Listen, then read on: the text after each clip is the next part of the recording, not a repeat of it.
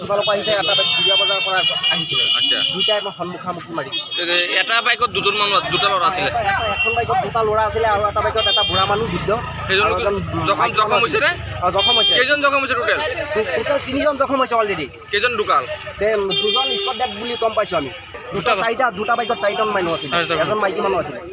এতিয়া যে দুজন লৈ গ'ল যে, হয়, এই দুজন মৰিছে নেকি? 2জন স্পট ডেড আমি গম পাইছোঁ এতিয়ালৈকে।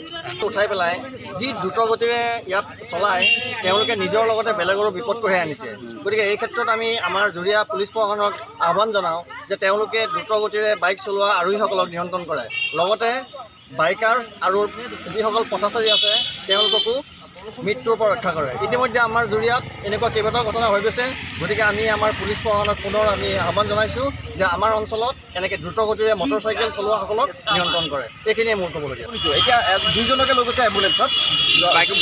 বাইকৰ এক্সিডেণ্ট বুলি শুনিছোঁ। দুটা বাইকে খুন্দা হৈছে নেকি? তেনেকৈ শুনিছোঁ। এখন বাইক পৰি আছে, কিন্তু সেইখন বাইক হ'ব পাৰে দেই। মই ফটো এটা মাৰি থৈছোঁ। বাকী থানাত জনোৱা হৈছে, থানা আহি আছে।